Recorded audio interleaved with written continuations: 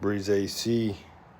You ever wonder how long it takes a company from when they manufacture an air handler unit to when you actually get it and get it installed?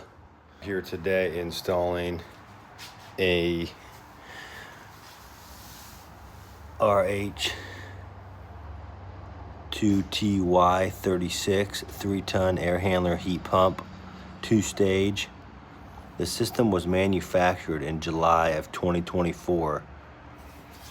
It is currently December 14th, 2024. So literally 5 months later is how long it takes a manufacturer to get the equipment made, shipped to the supply house, and where we can pick it up and install it.